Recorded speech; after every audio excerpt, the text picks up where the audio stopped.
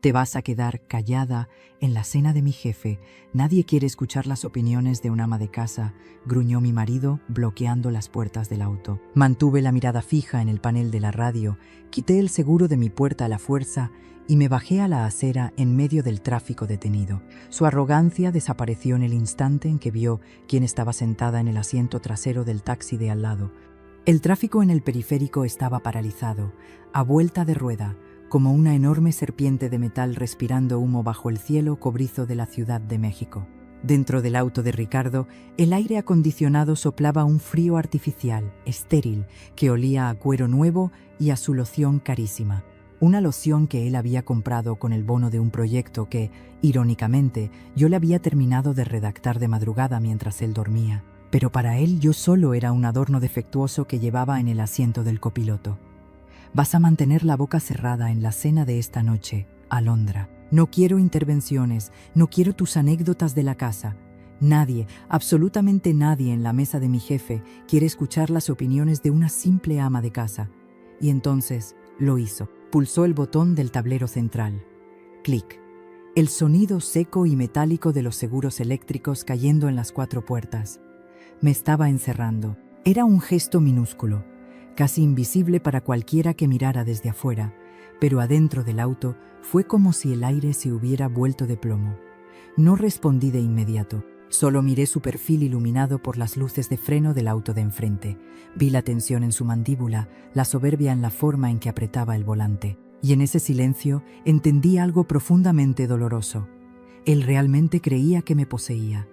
Creía que mi educación era debilidad, que mi paciencia era cobardía. Si alguna vez has sentido que alguien te borra lentamente en tu propia vida, que menosprecian tu esfuerzo y asumen que siempre estarás ahí para agachar la cabeza, acompáñame en esta historia. Suscríbete al canal, porque lo que estoy a punto de contarte es para cualquiera que necesite encontrar el valor de romper la ventana y respirar.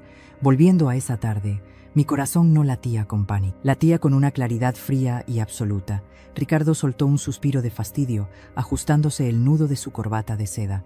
Entiende que esta noche se decide la compra de la firma Alondra. Los dueños del holding son personas de otro nivel. Solo sonríe, pide una ensalada y hazme quedar bien. ¿Entendiste? Levanté la mano despacio y mis dedos rozaron la manija cromada de mi puerta. «No», Ricardo dije, con una voz tan baja y firme que lo hizo girar a verme sorprendido. La que ya entendió todo soy yo. Antes de que pudiera reaccionar, tiré del pestillo manual, forzando el seguro, y abrí la puerta pesada del auto. El rugido de la avenida inundó la cabina. El ruido de los claxones, el olor a asfalto caliente, el caos de la ciudad real golpeó su rostro perfecto. «¿Qué demonios haces, Alondra? Cierra la puerta. Estás loca», gritó, estirando el brazo para agarrarme la muñeca, pero yo ya estaba afuera.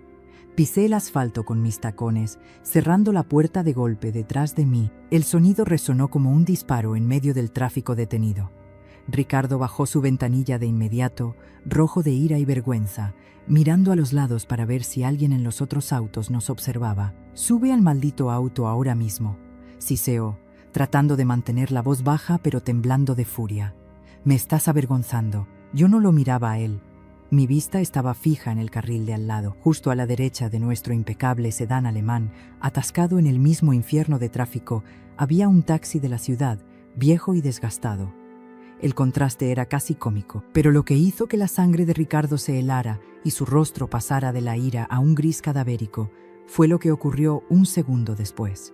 El cristal polarizado de la ventana trasera del taxi comenzó a bajar lentamente. Allí, sentada en el asiento trasero de ese auto común y corriente, con un traje sastre blanco impecable y una mirada más afilada que un bisturí, estaba Victoria Salgado, la CEO implacable del holding, la mujer que estaba a punto de comprar la empresa de Ricardo, la misma mujer a la que él se dirigía a impresionar en esa gran cena. Ricardo se quedó mudo, tenía la boca entreabierta, incapaz de articular una sola sílaba. Sus ojos iban del rostro de la multimillonaria a mí, de pie en medio de la calle. Victoria no le dedicó a mi esposo ni una fracción de segundo. Sus ojos oscuros se fijaron directamente en los míos. Esbozó una media sonrisa, empujó la puerta del taxi para abrirla y pronunció las palabras que harían pedazos el mundo de mentiras de Ricardo. Llegas tarde a nuestra reunión, Alondra. Sube, tenemos un imperio que desmantelar. Me giré hacia Ricardo por última vez. Su imperio de cristal ya se estaba agrietando, y yo, por primera vez en años, me sentí completamente libre. ¿Cómo termina una mujer brillante al borde del asfalto, huyendo del auto de su propio esposo en medio del caos del periférico? La respuesta es que mi encierro no empezó aquella tarde con el seguro de una puerta. Empezó años atrás, de forma completamente invisible, disfrazado de amor, de deber y de lo que la sociedad espera de una buena madre. Yo no siempre fui la esposa callada de Ricardo. Hubo un tiempo en que mi nombre pesaba y se respetaba en los despachos financieros de Polanco. Yo era estratega de análisis de datos, y de las mejores. Leía números de la misma forma en que otras personas leen novelas, pero la vida tiene formas crueles, casi quirúrgicas, de reorganizar tus prioridades en un parpadeo. Una tarde de lluvia intensa, una llamada del hospital cambió nuestro eje para siempre. Nuestra hija, Mariana, que apenas tenía 14 años, sufrió un accidente severo que le lastimó la columna. Las terapias de rehabilitación exigían tiempo, una paciencia infinita y presencia física constante. Ricardo, acomodándose la corbata frente al espejo, dictó la sentencia. Su trabajo era la fuente principal de ingresos, así que lo lógico era que yo diera un paso al costado. Renuncié a mi oficina, a mi carrera y a mis ingresos propios para dedicarme a empujar una silla de ruedas por los pasillos de nuestra casa en Coyoacán y aprender a ser enfermera de tiempo completo. Mientras yo ayudaba a sanar el cuerpo de nuestra hija, la carrera de mi esposo se hundía rápidamente en la mediocridad. Ricardo tenía la estampa perfecta de un ejecutivo exitoso: trajes a la medida, zapatos lustrados y una labia envolvente capaz de vender arena en el desierto. Pero frente a los números crudos, era un absoluto fraude. Las madrugadas en nuestra casa se llenaron del sonido de sus pasos nerviosos recorriendo la sala, el olor agrio del tabaco frío y su respiración pesada de pura frustración. La empresa le exigía proyecciones y análisis de riesgo que él simplemente no tenía la capacidad mental para entender. Estaba a un paso de ser despedido y con ello perderíamos la póliza de seguro médico privado que mantenía a flote las cirugías de Mariana. Una noche, el reloj marcaba las 3 de la mañana cuando bajé a la cocina por un vaso de agua.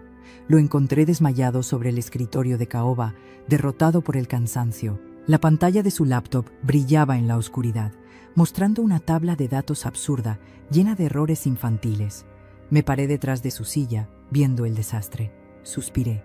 Mis dedos, que extrañaban el contacto con el teclado, sintieron un impulso incontrolable.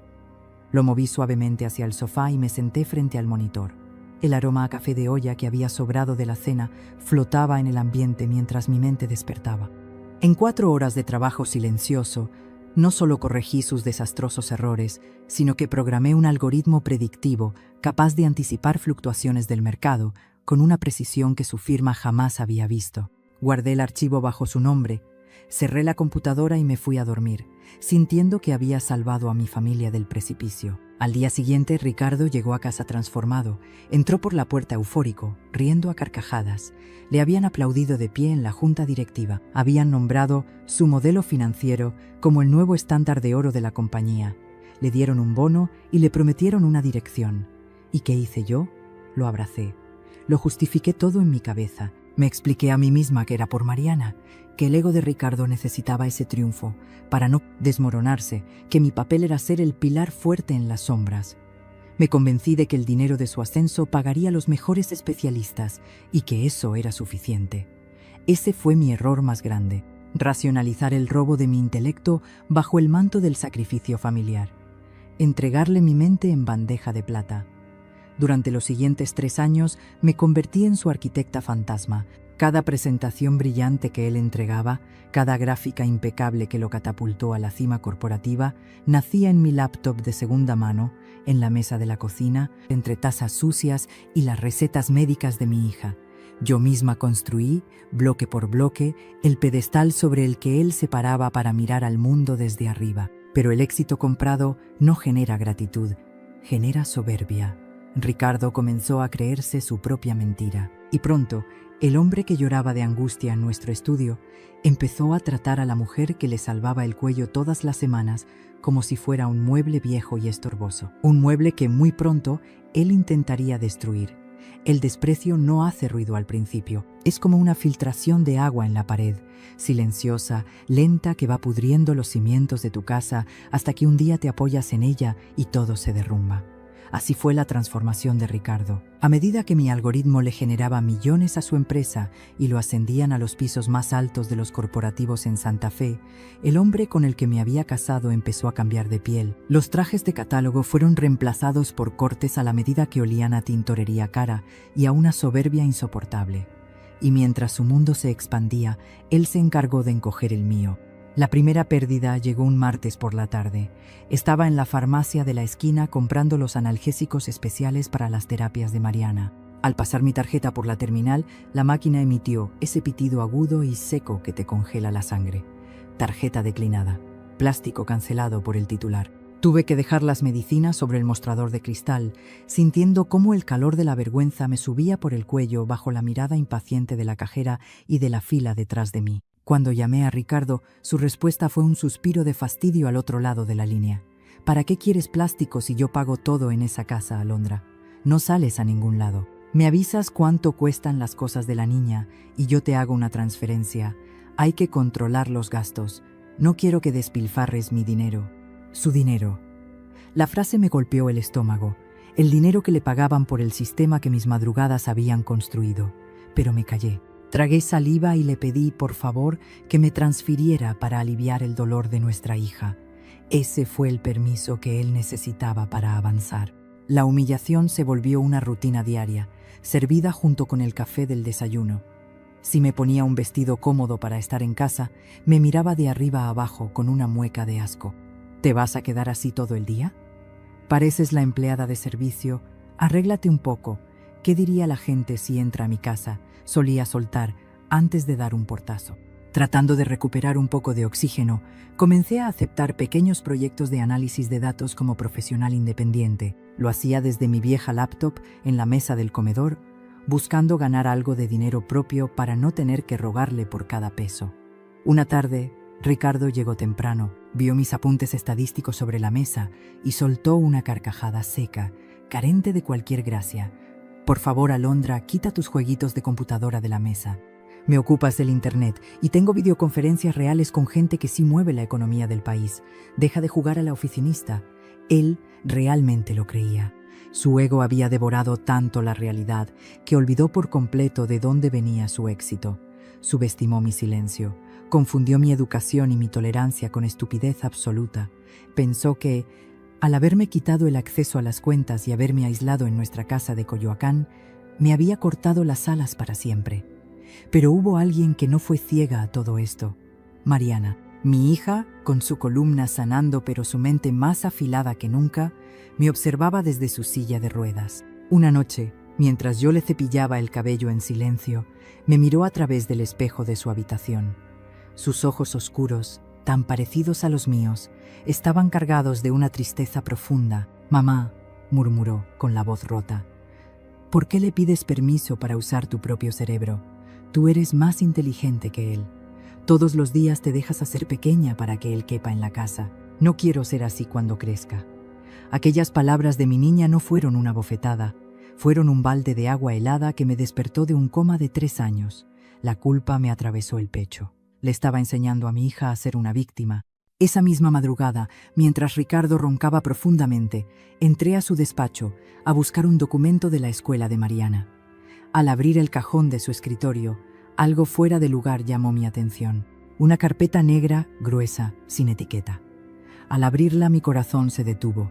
No era solo un estado de cuenta en un paraíso fiscal a su nombre, ocultando el dinero que juraba no tener. Era un precontrato con un inmenso holding de inversiones. Ricardo no solo iba a ser ascendido, estaba vendiendo los derechos totales y absolutos de mi algoritmo como propiedad intelectual exclusiva suya, a cambio de una suma exorbitante y un puesto como socio mayoritario, dejándome a mí y a mi hija completamente fuera de su futuro financiero. El aire me faltó, pero esta vez no lloré. El dolor se evaporó y dejó en su lugar una rabia fría, calculadora y letal. Él había cometido el peor error de su vida, olvidar quién era la verdadera arquitecta del sistema. Aquella madrugada no derramé una sola lágrima. Las lágrimas son para lo que se pierde, y yo no había perdido a un esposo, había descubierto a un parásito. Cerré la carpeta negra, acaricié la cubierta de cuero frío, la devolví al cajón exactamente en el mismo ángulo en que la encontré y apagué la luz del pequeño despacho. Me deslicé hacia la cocina en silencio. Me serví un café de olla, sintiendo el calor áspero de la taza de barro entre mis manos heladas. Mientras la Ciudad de México aún dormía bajo una densa capa de niebla, mi mente corría a 1000 por hora, calculando variables, proyectando escenarios. Ricardo iba a vender mi trabajo, iba a asegurar su futuro millonario pisoteando el de nuestra hija y borrando mi existencia por completo. Pero había un detalle, un hermoso y letal detalle que su inmensa arrogancia le impidió ver. Él no entendía el código. Solo sabía encender la computadora y usar la interfaz gráfica que yo le había diseñado 3 años atrás para que no se frustrara frente a sus jefes. Durante todo ese tiempo, mientras él me humillaba por usar blusas viejas y me negaba dinero para las terapias de Mariana, yo no había dejado de investigar. El dolor es un excelente combustible. En las noches de insomnio, a escondidas, había creado una versión nueva, infinitamente superior. Un algoritmo predictivo capaz de anticipar fracturas de mercado con semanas de antelación, algo que las grandes firmas matarían por tener. Lo que Ricardo tenía en sus manos y presumía en las juntas directivas era un modelo obsoleto, un cascarón vacío. A la mañana siguiente, preparé el desayuno como si el aire de nuestra casa no estuviera envenenado. Hice chilaquiles verdes. Le serví su jugo de naranja natural. Le acerqué la corbata perfectamente planchada. Asegúrate de llevar los trajes a la tintorería hoy, Alondra. No quiero que parezcamos unos mediocres frente a los del holding, me ordenó, masticando sin siquiera mirarme a los ojos. Lo despedí en la puerta con una sonrisa suave, una sonrisa vacía que ya no le pertenecía. En cuanto escuché el motor de su sedán alejarse por la calle, limpié la mesa, abrí mi vieja laptop y comencé la cacería. Primero, entré al portal del registro de propiedad intelectual. Gasté los pocos ahorros secretos que había juntado de mis proyectos independientes, pagando el trámite urgente para registrar la versión maestra del sistema. Lo hice bajo mi nombre de soltera, Alondra Navarro. Cuando el sistema emitió el comprobante digital con mi nombre impreso oficialmente sobre mi propia obra, cerré los ojos. Sentí que volví a respirar después de años de asfixia submarina. Luego busqué a la presa mayor. El nombre en la carpeta negra era inconfundible. Grupo Vértice. Un gigante financiero liderado por una leyenda intocable en el país, Victoria Salgado. No llamé a recursos humanos. No mandé un ridículo currículum a una bandeja de entrada donde mueren las esperanzas. Utilizando rastros digitales y cobrando un viejo favor de mis días en Polanco, di con el correo electrónico personal y encriptado de la mismísima CEO. El asunto del correo fue directo, sin cortesías baratas. El algoritmo de su próxima adquisición tiene una falla estructural que le costará millones. Aquí está la verdadera llave. Adjunté una simulación. Solo un 10% del código nuevo, corriendo en un escenario de estrés financiero real. Lo suficiente para dejar ciego a cualquier analista ordinario, pero absolutamente brillante para alguien con el instinto depredador de Victoria. Mi dedo flotó sobre la tecla de envío por un microsegundo. Pensé en Mariana, en su silla de ruedas frente al espejo, en la forma en que Ricardo nos había hecho sentir minúsculas. Presioné la tecla. Enviado. Pasaron 12 largos días, 12 días en los que soporté la tiranía de mi esposo, sus quejas sobre la comida y su insufrible ego inflándose, porque la compra millonaria estaba a punto de cerrarse. Yo solo asentía, limpiando el polvo de los muebles. Deja que suba, me repetía como un mantra silencioso. Mientras más alto crea que vuela, más devastador será el impacto contra el suelo. Una tarde de martes mi teléfono vibró. Un número privado. Al contestar, una voz femenina, cortante, áspera y sumamente elegante sonó del otro lado. No hubo saludos amables. Soy Victoria Salgado. Llevo 3 noches corriendo la simulación que enviaste con mis ingenieros en jefe. Tu marido nos está vendiendo un juguete roto comparado con esto. ¿Cuánto quieres, Alondra? No respondí de inmediato. Solo miré a través de la ventana hacia el patio, viendo la luz del atardecer caer sobre las paredes de la casa que pronto dejaría atrás. No quiero un cheque por adelantado, Victoria, respondí, con la voz más firme que había tenido en una década. Quiero mi lugar legítimo en la junta directiva, y quiero que él esté presente en el exacto momento en que yo lo tome. Del otro lado de la línea, el silencio duró apenas un segundo antes de escuchar una leve y seca risa de aprobación. El trato estaba sellado. Ricardo llevaba semanas preparándose para la gran cena con los ejecutivos de Vértice. Había reservado mesa en el restaurante más exclusivo de la ciudad para celebrar su victoria. Me obligó a acompañarlo, advirtiéndome que fuera un adorno mudo en la mesa. Lo que el pobre infeliz no sabía era que esa cena pomposa no existía, y que el menú principal de esa noche era él. El viernes de la supuesta consagración de Ricardo amaneció con el cielo plomizo, típico de la capital cuando está a punto de llover, pero el agua se niega a caer. El ambiente en nuestra casa era irrespirable. Desde muy temprano, él caminaba de un lado a otro pisando fuerte sobre la duela de madera, dando órdenes por teléfono, hablando de millones de dólares como si los hubiera forjado con sus propias manos. Yo observaba su teatro desde la barra de la cocina, dándole el último sorbo a mi café de olla.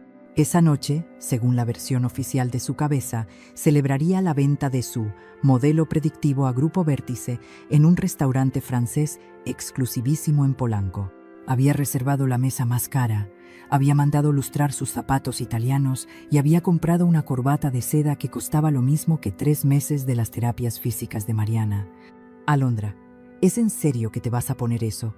Su voz resonó a mis espaldas mientras yo acomodaba mi vestido de noche frente al espejo de nuestra habitación. Era un diseño elegante y discreto, hecho de seda en un profundo color verde esmeralda. Te dije que te compraras algo que llamara la atención, no algo que te hiciera ver como una reliquia cansada. No me giré para mirarlo. Sostuve mi propia mirada en el reflejo del cristal. A mis 52 años, sabía perfectamente quién era la mujer que me devolvía la mirada. Mi rostro, de facciones delicadas, conservaba una belleza serena, con esa textura natural y hermosa en mi piel clara que solo dan los años vividos. Mi cabello largo, de un tono castaño oscuro, caía en ligeras ondas sobre mis hombros desnudos, pero eran mis ojos los que delataban todo, profundos, con una melancolía silenciosa que él jamás tuvo la capacidad de leer. Me apliqué un poco de labial rojo, el único toque de color extra que necesitaba. Es sobrio, Ricardo. Adecuado para la ocasión, respondí, con un tono tan plano que no delatara el volcán que estaba a punto de hacer erupción en mi pecho. Él bufó, acomodándose los gemelos de plata en las muñecas. Escúchame bien, Victoria Salgado es una leyenda.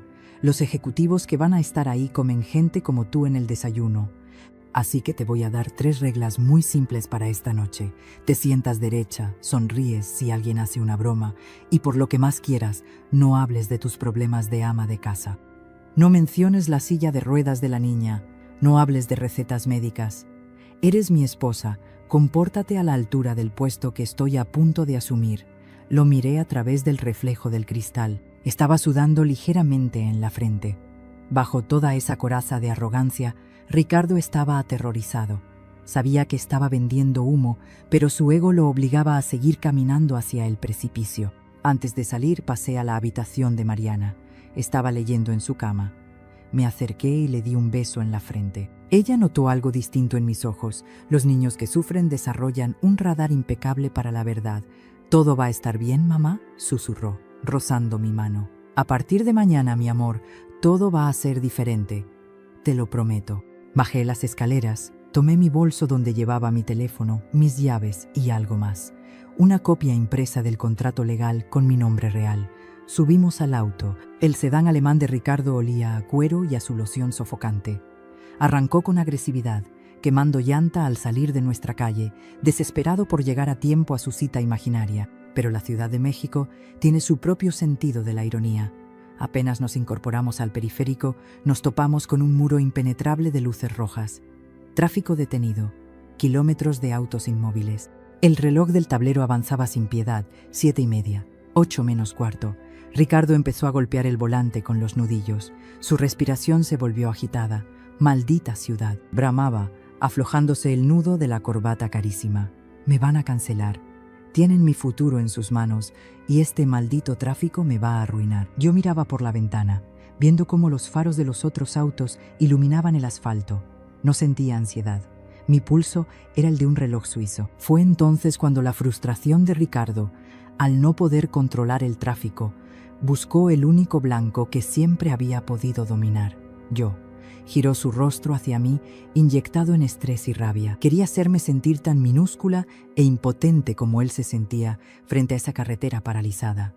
Me miró de arriba abajo con profundo desdén. Vas a mantener la boca cerrada en la cena de esta noche, Alondra. No quiero intervenciones, no quiero tus anécdotas de la casa. Nadie, absolutamente nadie en la mesa de mi jefe quiere escuchar las opiniones de una simple ama de casa. Y entonces levantó el dedo y pulsó el botón de los seguros eléctricos. Clic. Ahí estábamos de nuevo. En el segundo exacto donde comenzó esta historia, el momento en que abrí la puerta a la fuerza, pisé la calle caliente y vi el taxi desgastado detenerse a nuestro lado con la dueña del imperio, observándonos desde la penumbra. Allí estábamos, en medio del rugido de los motores y el humo espeso del periférico. El cristal polarizado del taxi había bajado por completo, revelando el rostro impecable y la mirada afilada de Victoria Salgado. Llegas tarde a nuestra reunión, Alondra. Sube, tenemos un imperio que desmantelar. La voz de la mujer más poderosa del país no era un grito. Era un mandato tranquilo, frío, de esos que parten el aire en dos. A mis espaldas, escuché cómo Ricardo dejaba caer las llaves de su propio auto al piso alfombrado. El sonido metálico fue patético. Su cerebro, acostumbrado a tenerme bajo su zapato y a menospreciar mi inteligencia, estaba sufriendo un cortocircuito absoluto. No podía procesar lo que sus ojos veían. Sé. «Señora Salgado», tartamudeó mi esposo, asomando medio cuerpo por la ventanilla de su sedán de lujo, con el nudo de la corbata aflojado y la frente perlada de un sudor frío. Esto debe ser una confusión. Yo soy Ricardo, el director del proyecto. Ella es Alondra, mi esposa. Por favor, discúlpela, a veces se pone nerviosa con el tráfico, no sabe lo que hace. Alondra, deja de molestar a la licenciada y sube al maldito coche ahora mismo. Aún en ese instante, al borde del colapso, su instinto fue intentar humillarme. Seguir tratándome como a una niña torpe que había interrumpido una plática de adultos. Victoria ni siquiera giró el cuello para mirarlo. Su vista seguía clavada en mí, sosteniendo la puerta abierta del viejo taxi de la ciudad. Fue entonces cuando habló, dirigiéndose al chofer, un señor de cabello cano que miraba la escena por el retrovisor. «Avanza 1 metro, por favor. El señor del auto de al lado me está ensuciando el aire». Ricardo se quedó petrificado. La sangre abandonó su rostro por completo, dejándolo de un tono grisáceo, casi enfermo. El taxi se movió lentamente hacia adelante, liberando el espacio perfecto para que yo pudiera subir. Caminé esos 3 pasos sobre el asfalto caliente. Mis tacones resonaron firmes, rítmicos. No miré atrás, no le grité en medio de la calle, no hubo un escándalo de telenovela ni lágrimas de rabia. El castigo más grande que puedes darle a un narcisista no es el odio, es la indiferencia absoluta. Es demostrarle que su presencia ya no significa nada. Me deslicé en el asiento trasero junto a Victoria. El interior del taxi olía a pino artificial y a vestiduras desgastadas. Un contraste brutal con el cuero estéril del auto que acababa de abandonar. Pero para mí, ese aire olía a libertad pura. «Cierra la puerta», socia, murmuró Victoria, tecleando algo en su teléfono celular, sin darle mayor importancia al hombre que se desmoronaba afuera. «Tenemos que revisar las cláusulas finales antes de que la junta directiva firme la liquidación de su departamento». El clic de la puerta del taxi al cerrarse sonó muy distinto al de los seguros eléctricos de Ricardo. Este no era un sonido de encierro, era el sonido de una bóveda sellando mi nuevo futuro. A través del cristal trasero, observé la escena mientras el chofer encontraba un hueco en el carril derecho y aceleraba. Ricardo había abierto por fin la puerta de su sedán. Salió a la calle, ignorando el claxon ensordecedor de un camión de carga que casi lo arrolla. Estaba desesperado. Levantaba los brazos, gritando palabras que el ruido de la ciudad ahogaba por completo. El hombre impecable, el ejecutivo de éxito que minutos antes me había ordenado ser un adorno mudo en su mesa, ahora no era más que una figura minúscula, despeinada y patética, atrapada en su propio auto en medio de un mar de luces rojas.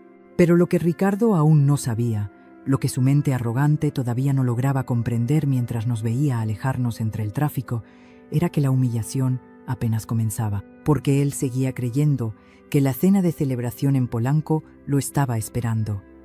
No tenía idea de que el verdadero infierno lo aguardaba en el último piso de un edificio de cristal. Mientras el viejo taxi avanzaba con una fluidez extraña por los carriles laterales que el chofer conocía como las líneas de su propia mano, el aire fresco de la ventana abierta acariciaba mis mejillas ardientes. No había tensión en mis hombros.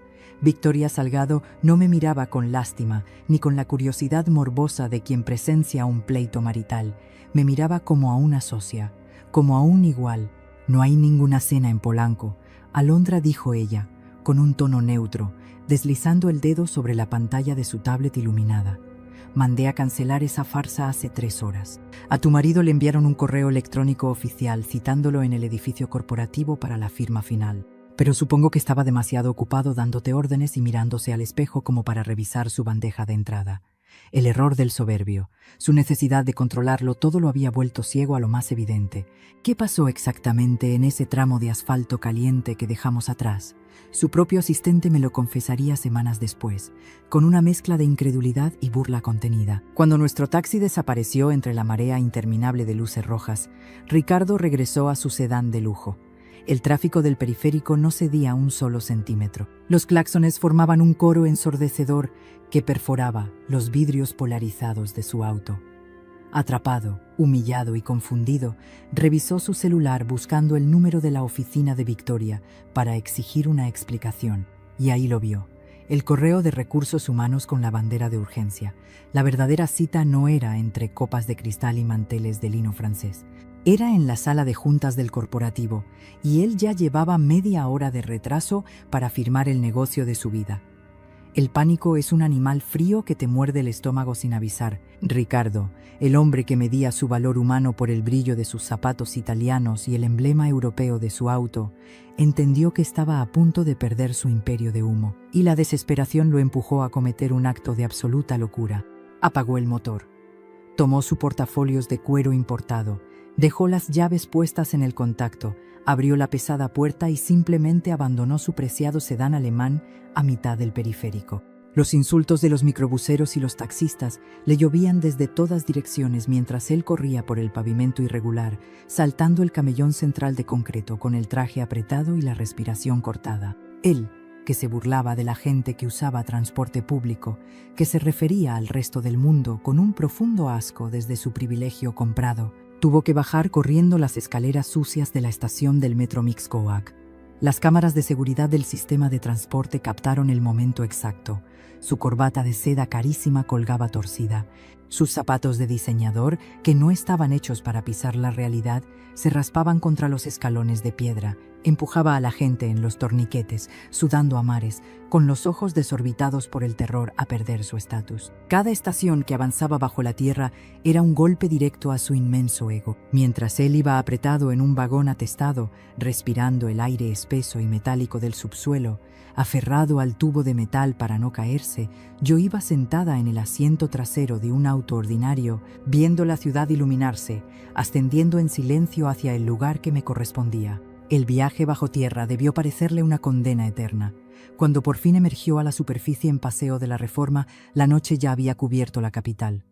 Corrió las últimas 3 cuadras. El sudor le empapaba la camisa, arruinando por completo la imagen del ejecutivo perfecto y dominante que tanto se había esmerado en construir frente a mí esa misma mañana. Llegó a la explanada del edificio corporativo de Grupo Vértice, una torre imponente de cristal y acero negro que rasgaba el cielo. El santuario de los verdaderos dueños de la ciudad entró empujando las puertas giratorias con violencia, ignorando al guardia del lobby que le exigía su identificación. Su mente operaba bajo una sola consigna desesperada: llegar a la sala de juntas, desplegar su mejor sonrisa de vendedor, salvar el contrato millonario y luego buscarme para castigarme por mi insolencia. Lo que mi esposo no sabía mientras subía a toda velocidad en el elevador de cristal, viendo las luces de la ciudad quedar a sus pies, era que en ese último piso no lo esperaba una mesa de negociación. Lo que lo esperaba era el precipicio. El viaje en el elevador privado fue rápido y extrañamente pacífico. Mientras dejábamos atrás el asfalto hirviente y el caos de los claxones, sentí cómo la presión en mi pecho, esa que había cargado durante 3 largos años, comenzaba a disiparse. Los números de los pisos parpadeaban en la pantalla digital, ascendiendo rápidamente hacia el cielo nocturno de la capital. El piso 50 de Grupo Vértice no se parecía en nada a la ruidosa oficina donde mi esposo fingía ser un rey, rodeado de aduladores y secretarias asustadas. Aquí no había teléfonos sonando histéricamente ni voces tratando de imponer autoridad. Había un silencio denso, absoluto. El tipo de silencio que no necesita gritar porque sabe perfectamente el poder que tiene. Caminamos por un pasillo ancho de mármol negro, tan pulido que reflejaba nuestros pasos como si camináramos sobre un estanque de agua oscura. Al final del pasillo, 2 puertas dobles de cristal esmerilado se abrieron automáticamente, dándonos la bienvenida al santuario de las verdaderas decisiones. La sala de juntas era inmensa. Estaba flanqueada por ventanales de piso a techo que ofrecían una vista brutal, casi hipnótica, del Paseo de la Reforma. Abajo, los faros de los autos formaban ríos de luz roja y blanca, una ciudad entera moviéndose frenéticamente, completamente ajena a la tormenta que estaba a punto de desatarse en esa habitación refrigerada. Victoria Salgado tomó asiento en la cabecera de la enorme mesa de roble macizo. No me indicó una pequeña silla al fondo, ni me trató como a la acompañante decorativa a la que Ricardo me había reducido. Con un gesto suave señaló el gran asiento de piel a su derecha, el lugar que ocupan los socios mayoritarios. Me senté, cruzando las piernas, sintiendo la suavidad de la piel bajo mis manos. Frente a mí, sobre la superficie pulida de la mesa, descansaba una sola carpeta. No era negra como la que mi esposo escondía en su despacho. Era de un tono gris metálico, impecable, con el logotipo de la firma grabado en relieve. «Ábrela», dijo Victoria, entrelazando sus dedos con la calma de un jugador de ajedrez que ya previó el jaque mate 10 movimientos atrás. Lo hice. Mis ojos recorrieron las primeras líneas del documento, iluminadas por la luz blanca de las lámparas empotradas. No era un acuerdo de compra millonario para la firma de mi esposo. No había ninguna mención de bonos ejecutivos ni de puestos directivos para su equipo. Era un contrato de exclusividad, dirección de proyecto y cesión de patente con regalías perpetuas. Y el nombre impreso, en letras mayúsculas, justo debajo de la línea de firma, era el mío, Alondra Navarro, sin el apellido de casada, sin la sombra de él, solo yo. El código que diseñaste hace obsoleto a todo el departamento de análisis de la empresa de tu marido, explicó Victoria, sirviéndose un vaso de agua mineral, el hielo tintineando suavemente contra el cristal. Lo que ellos han estado presumiendo en el mercado es un cascarón vacío que tú sostenías desde la cocina de tu casa. Así que la junta directiva tomó una decisión final esta tarde. Vamos a absorber su firma de corretaje, sí, pero solo para desmantelarla y limpiar nuestra competencia. El único activo real que nos interesa en esa adquisición eres tú. No respondí de inmediato.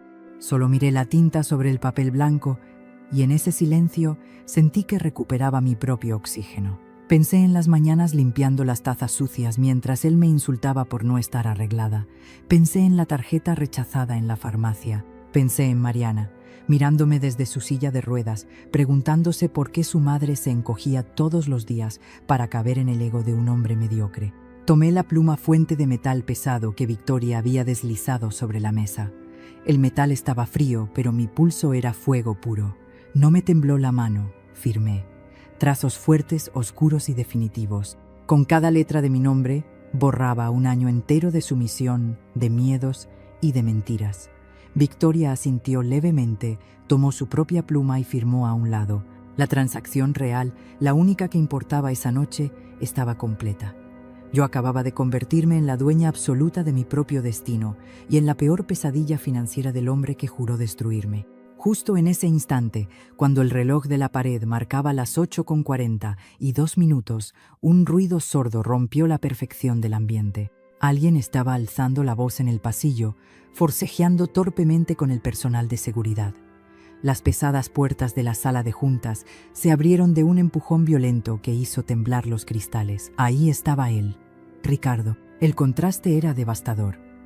El ejecutivo arrogante e impecable que me había encerrado en su sedán alemán apenas unas horas antes, ahora era un completo desastre. Estaba empapado en sudor, con el rostro rojo por la falta de aire.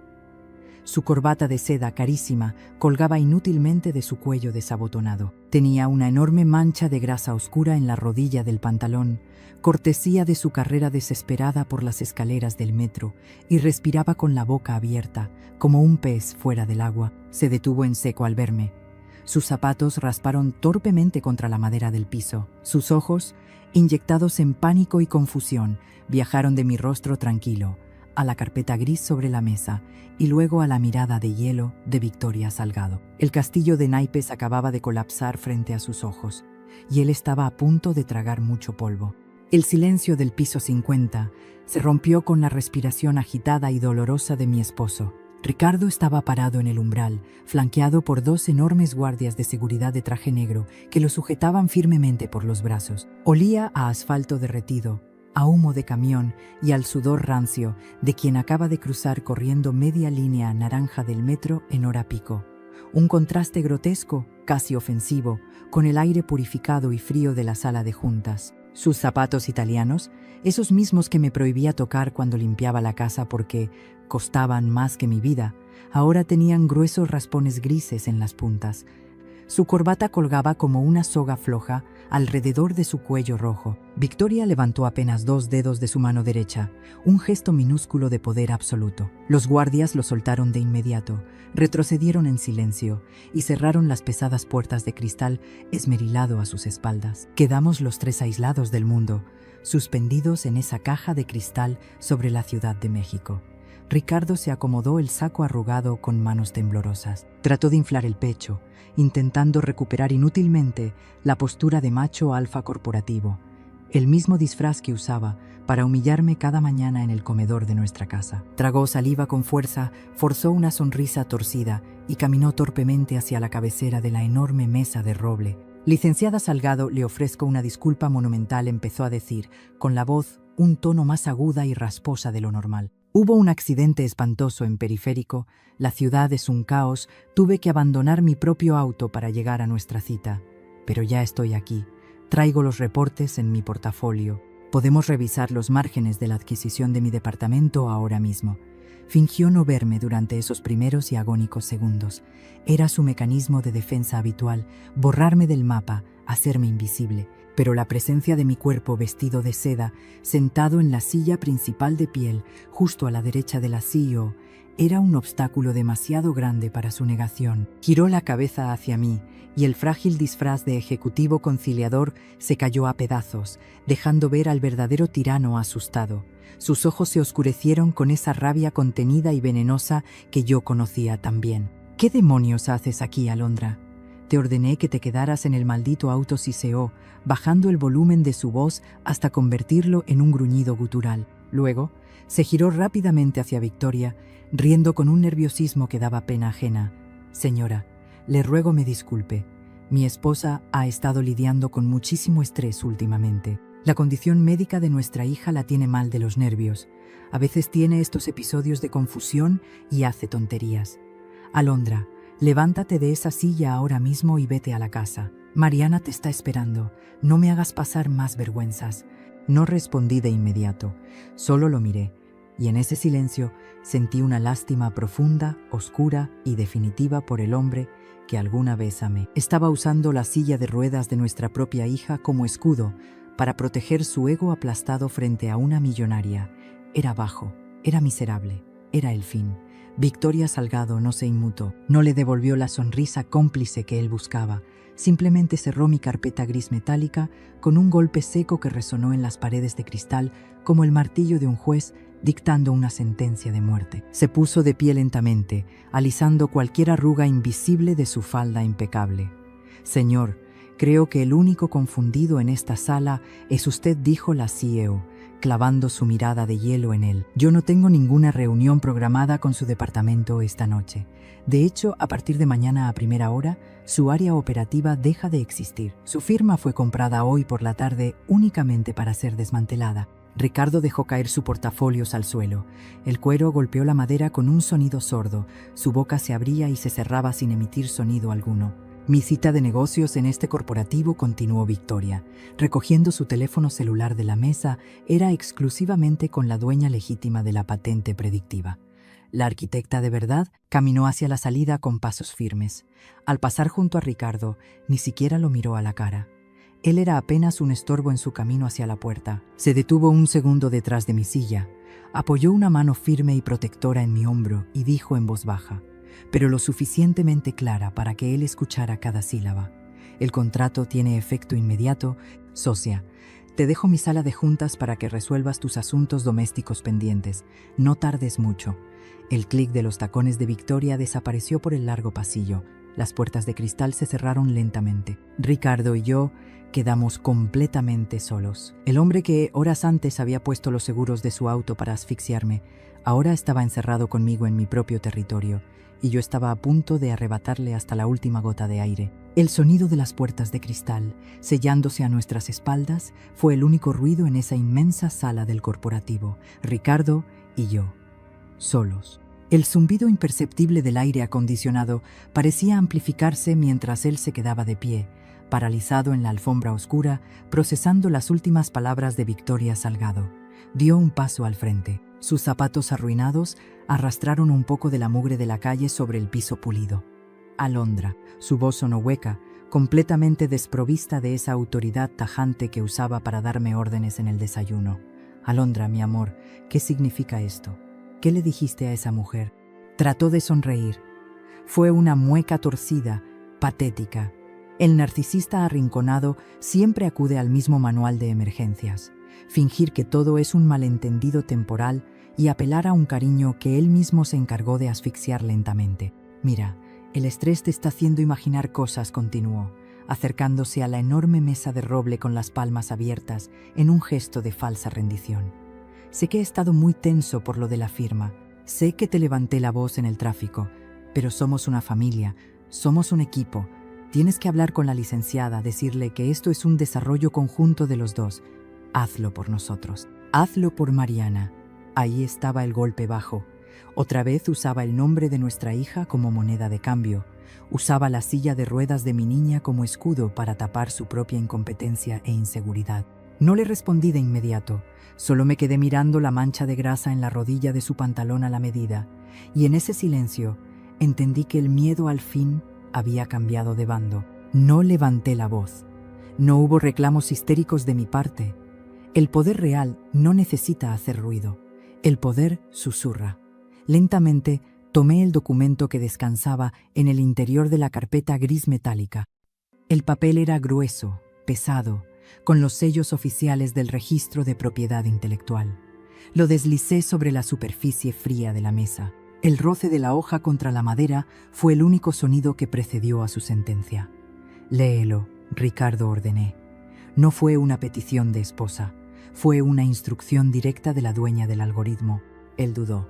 Sus manos temblaban de tal forma que apenas pudo sostener la hoja en el aire. Sus ojos, enrojecidos por el sudor y la humillación pública que había sufrido en las calles, recorrieron las líneas de tinta negra. Vi el momento exacto en que su cerebro chocó brutalmente contra el muro de la realidad. Su pupila se dilató, sus labios perdieron el poco color que les quedaba. ¿Patente exclusiva? ¿A nombre de Alondra Navarro?, balbuceó, leyendo en voz alta, como si escuchar las palabras pudiera alterar su significado. ¿Sin coautoría? ¿Renuncia absoluta de derechos para mi firma? Y revisa el segundo párrafo, lo interrumpí, recargando mi espalda en el respaldo de piel de la silla ejecutiva. Es el dictamen de la auditoría técnica. La evaluación que ustedes le entregaron a Vértice es un desastre obsoleto, lleno de huecos que yo dejé ahí a propósito. A partir de mañana a las 8 de la mañana, tu área entera será liquidada por fraude corporativo e incompetencia. Estás fuera, Ricardo, y no solo de esta empresa. Cuando los despachos de Santa Fe y Polanco se enteren de que intentaste vender humo, nadie te va a contratar ni para sacar copias. Dejó caer el papel al suelo. La hoja planeó unos segundos antes de aterrizar junto a su maletín. El hombre que me había cancelado la tarjeta de crédito en la farmacia para controlar mis pasos, el que se burlaba con asco de mis blusas sencillas y de mis jueguitos de computadora mientras yo le salvaba la vida de madrugada, ahora estaba vacío. No tenía trabajo, no tenía el bono millonario que ya había gastado en su cabeza y ya no tenía a la mujer silenciosa a la cual pisotear para sentirse un gigante. Trató de defenderse con el único recurso que le quedaba, la rabia. Apretó los puños y la vena de su cuello saltó, impulsada por años de machismo barato. Dio un manotazo sobre la mesa, intentando asustarme como solía hacerlo en la cocina de nuestra casa. «Me robaste», gritó, escupiendo saliva, con la voz quebrada de desesperación. «Destruiste a tu propia familia por un maldito berrinche de ama de casa». Lo sostuve con la mirada, fría y sin parpadear. «No, Ricardo, no puedes robar lo que siempre tuvo tu nombre. Yo construí este imperio mientras tú roncabas. Yo te di las herramientas para que brillaras, y tú decidiste usarlas para golpearme.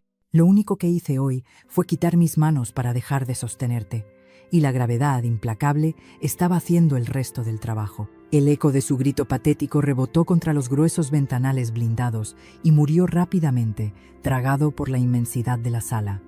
No había público para su berrinche. No había secretarias asustadas, ni asistentes aduladores, ni meseros de Polanco, esperando para servirle la copa de la victoria. Estábamos en la cima del mundo corporativo, el lugar que él tanto anhelaba, y sin embargo Ricardo nunca se había visto tan minúsculo. Me levanté despacio de la silla de piel ejecutiva. Alisé con las manos la seda verde esmeralda de mi vestido de noche, ese mismo diseño discreto que apenas unas horas antes le había parecido indigno, una reliquia que le causaba repulsión. No sentí la necesidad de alzar la voz para competir con su histeria. El poder no grita cuando sabe que ya ganó la partida. No dije una sola palabra al principio, solo abrí mi bolso negro, y en ese silencio comprendí que el eslabón más pesado de mi cadena acababa de romperse para siempre. Metí la mano y saqué el llavero grueso de plata. Las llaves de nuestra casa en Coyoacán. El metal estaba frío contra mis dedos. Esas llaves representaban la cocina donde pasé mis madrugadas programando su éxito, el portón que él cruzaba cada tarde exigiendo pleitesía, la habitación donde lloré en silencio tantas noches creyendo que mi vida se había terminado. Las dejé caer sobre la superficie de roble pulido. El tintineo metálico fue agudo, tajante, definitivo. Aterrizaron justo al lado de la hoja donde mi firma brillaba con tinta fresca. Ricardo miró las llaves como si fueran un artefacto explosivo a punto de detonar. Su respiración se atascó en su garganta seca. «No voy a pelear contigo por los ladrillos de esa casa», Ricardo le dije, con un tono tan sereno que le hizo dar un paso atrás. Asustado, «puedes quedártela, aunque, sin tu sueldo inflado, sin tus bonos irreales, y con el escándalo de fraude corporativo que estallará mañana a primera hora, cuando auditen tus cuentas, dudo mucho que puedas pagar el predial. Pero ese, a partir de este exacto segundo, ya no es mi problema». Su rostro pasó de la ira inyectada en sangre a una palidez enfermiza, casi translúcida. El verdadero terror lo invadió por completo. Su mayor miedo no era el divorcio. Su mayor terror era perder el disfraz. Su ego no podía procesar la idea de volver a ser un mortal común y corriente frente a la sociedad que tanto veneraba. «Alondra, espera, por favor». Su voz se quebró miserablemente. El tirano implacable del auto se encogió hasta convertirse en un niño aterrado, rogando por piedad en un rincón. «No puedes hacerme esto. ¿Qué le voy a decir a mis padres? ¿Qué le voy a explicar a la gente del club de golf? Soy el director, soy alguien importante». Eras lo corregí suavemente, mirándolo de arriba a abajo, desde su corbata floja hasta sus zapatos arruinados por el pavimento del metro. Eras un holograma brillante proyectado por mi esfuerzo, y acabo de desconectar el proyector. Di media vuelta y caminé hacia las pesadas puertas de cristal esmerilado. El sonido de mis tacones marcaba un ritmo firme, seguro, implacable sobre la madera. Cada paso era un ladrillo menos en la pared de mi antigua prisión. Él dio un paso torpe hacia mí, estirando la mano manchada de sudor y grasa de la calle, intentando agarrarme del brazo, aferrándose desesperadamente a la última fibra de control que creía tener sobre mi cuerpo. Pero se detuvo en seco, temblando. Su instinto de supervivencia le advirtió que las cámaras de seguridad del corporativo parpadeaban en las esquinas superiores, con un piloto rojo y silencioso observando cada uno de sus movimientos. Si me tocaba, los hombres de Victoria Salgado lo sacarían a rastras hacia la banqueta, multiplicando su miseria. «Mariana no te va a perdonar que destruyas a su padre», disparó su último cartucho, usando vilmente el nombre de nuestra hija como un dardo envenenado, intentando inyectarme culpa. Me detuve con la mano apoyada en la manija de acero frío. Giré el rostro a medias, ofreciéndole mi perfil recortado contra las luces lejanas de Paseo de la Reforma. Mariana fue quien me pidió que dejara de hacerme pequeña para que tú pudieras sentirte grande, respondí, sintiendo un calor reconfortante en el pecho al pronunciar el nombre de mi niña. Mi hija no necesita a un farsante de traje a la medida, necesita a su madre entera. Y ya voy tarde para cenar con ella. Empujé la puerta. El cristal cedió con suavidad, dejándolo atrás, atrapado en su propio vacío. Solo en una inmensa sala refrigerada, rodeado de un lujo que no le pertenecía, con los zapatos raspados, una corbata inútil y un papel que le recordaría por el resto de su vida que la mujer a la que intentó silenciar con el seguro de una puerta acababa de comprar su ruina total. El descenso en el elevador privado fue un viaje inverso. Mientras los números de la pantalla digital bajaban velozmente, sentí como una coraza invisible, una que había cargado sobre la espalda durante 3 largos y asfixiantes años, se desprendía de mi cuerpo y se quedaba tirada en la alfombra de ese piso 50. Dejaba allá arriba, encerrado en una caja de cristal, a un hombre hueco, un hombre que tendría que explicarle al mundo y a su propio ego destrozado cómo había pasado de ser un director millonario a un desempleado investigado por fraude en menos de 4 horas. No sentí culpa, no sentí lástima, sentí un hambre inmensa por vivir. Al empujar las pesadas puertas giratorias del lobby y pisar la acera de Paseo de la Reforma, el viento frío de la capital me golpeó el rostro. La Ciudad de México seguía igual de caótica, ruidosa e indomable, pero esta vez el rugido de los motores y las luces de los semáforos ya no me parecían una amenaza. Me parecían un escenario infinito. El olor a asfalto mojado y el murmullo lejano de la gente caminando a prisa me llenaron los pulmones con un aire que por fin me pertenecía. Mi teléfono vibró en el fondo de mi bolso. Lo saqué despacio, deslizando el dedo sobre la pantalla iluminada. Era un mensaje de texto de Mariana. «Mamá, ¿ya vienes? Te guardé un poco de cena». Las lágrimas que me había negado a derramar frente al hombre que intentó destruirme finalmente brotaron, pero no eran lágrimas de dolor. Eran gruesas y cálidas gotas de alivio. Tecleé la respuesta con manos firmes, sintiendo el roce de la carpeta gris metálica que descansaba junto a mi cartera. «Ya voy para allá, mi amor. Y esta vez voy completa. Prepara tus maletas, mañana empezamos de nuevo». Guardé el teléfono y levanté la mano al borde de la avenida. Un taxi libre, uno común y corriente, idéntico al que me había rescatado horas antes, se detuvo frente a mí con el suave rechinido de sus balatas. Abrí la puerta trasera. El sonido metálico de la manija cediendo bajo mis dedos me hizo sonreír en medio de la oscuridad. Aquel mismo día, apenas unas horas antes, mi esposo había cerrado las puertas de un auto de lujo para humillarme, creyendo que al sellar los seguros eléctricos estaba encerrando mi voz y mi inteligencia para siempre. No imaginó que, al intentar asfixiarme en el tráfico, lo único que logró fue empujarme a romper la ventana y tomar el control absoluto de mi propio destino. Me acomodé en el asiento trasero. El auto arrancó, perdiéndose en el mar de luces rojas del tráfico nocturno, llevándome lejos del pasado y directo hacia el futuro de mi hija. Porque la verdadera riqueza no está en el imperio que le construyes a los demás desde las sombras, sino en la dignidad que, pase lo que pase, no permites que te quiten. ¿Qué te ha parecido la decisión de Alondra? Su historia es la prueba de que el silencio no siempre es sumisión. A veces es el tiempo que toma afilar la estrategia. Tu opinión es el motor de este canal, así que cuéntame en los comentarios qué hubieras hecho tú en su lugar. Si llegaste hasta este segundo exacto del relato, quiero pedirte un favor muy especial. Escribe en los comentarios la palabra LAB. Así sabré que me acompañaste hasta el final de este viaje y que, al igual que nuestra protagonista, sabes cuándo es el momento de dejar atrás lo que ya no te sirve.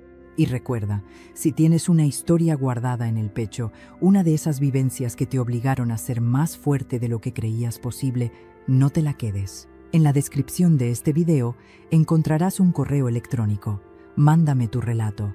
Cambiaremos los nombres, las ciudades y los detalles para proteger tu identidad y tu seguridad de manera absoluta, pero dejaremos intacta la emoción para que tu experiencia pueda inspirar a miles de mujeres que quizás hoy están buscando el valor para abrir su propia puerta. Suscríbete.